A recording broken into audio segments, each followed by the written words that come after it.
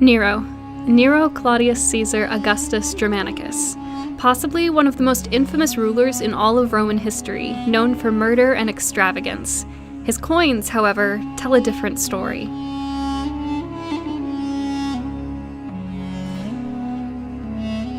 This is the story of Nero according to most history books. He became emperor at only 17, alongside his domineering mother, Agrippina, who he murdered 5 years later after getting tired of her interference.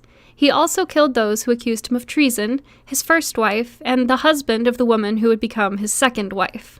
His generals won a war with Parthia while he ruled, but the Great Fire in 64 AD overwhelmed this victory. Nero has been widely suspected of starting the fire and fiddling while Rome burned, though he is said to have blamed and executed Christians for it.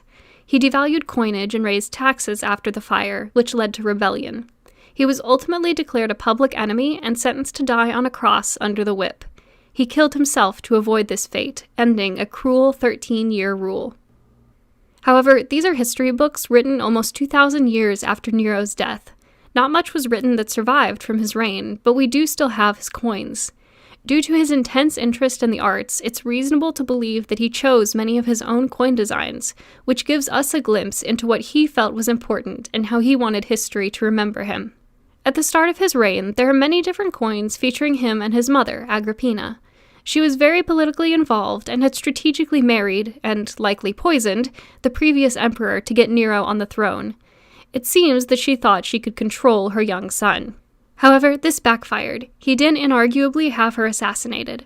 Just a year later, he introduced a new series of coins, including some featuring Virtus on the reverse, who represented bravery, strength, and virtue. This may seem inappropriate in the context of Agrippina's murder, but historians of the time tell us it was not so. According to the writings of Tacitus, Nero was congratulated on having escaped an unforeseen danger and his mother's daring crime, though Nero himself seemed sad and almost angry at his own deliverance and shed tears over his mother's death. Perhaps these coins were to celebrate the elimination of a threat to the empire. While possible, they were more likely an attempt to draw public attention away from the matricide and to celebrate a military victory in Britain over the Druids. Overall, the foreign relations aspect of Nero's reign was very successful.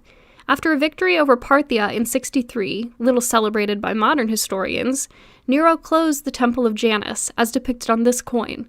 This temple was closed during times of complete peace in the Roman Empire, and it remained closed for over 50 years. This was only the 6th time in history that it had been closed, marking a major victory for Nero's reign. One of the aspects of Nero's life heavily emphasized on his coinage and merely mentioned in passing by the history books is his love of the arts. He loved horse racing to a degree that was seen unfit for an emperor. He began driving chariots publicly in 59 AD and continued through the end of his reign, spending quite a bit of his last 2 years in Greece. To justify this obsession, Nero as a horseman was depicted on his coins in a way that related it back to the utility of good horsemanship in war. In addition to horses, Nero had quite an affinity for the arts that was seen as unfit for an emperor. He adored acting, singing, poetry, and music. He would perform in plays as a beggar, a runaway slave, and a pregnant woman. These activities were more shocking and appalling to the Roman nobility than his murders or the questionable morality of his personal life. He enjoyed these pursuits so publicly that the government had to address them, which they did through coinage.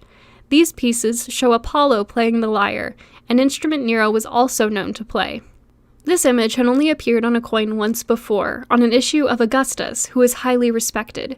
He had used it to thank Apollo for a military victory, but the hope was for the issue under Nero to remind the people that Augustus was a supporter of the arts, just like Nero, ignoring the differences between them.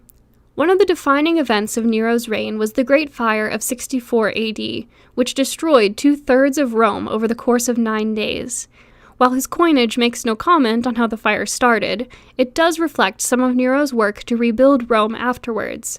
The raised taxes that ultimately led to rebellion were initiated in order to fund the rebuilding of the city. He rebuilt the Temple of Vesta, originally constructed under Augustus, and created the provision market, or Macellum Augusti. It's been said that Nero put great efforts into relief programs after the fire, reducing the price of food and opening up royal grounds for those left homeless. Before the fire, his coins celebrated his generosity. One of the main functions of the emperor was to ensure the empire had food, and Nero put much effort into ensuring he was seen as generous. Nero's coinage depicts a ruler who loved the arts, who brought peace to his people, who did everything he could to rebuild in a time of crisis. The truth is likely somewhere between the stories told in the history books and that struck on his coins, but looking at his coinage unveils aspects of his reign that are ignored in most accounts. This can be said about many other emperors as well.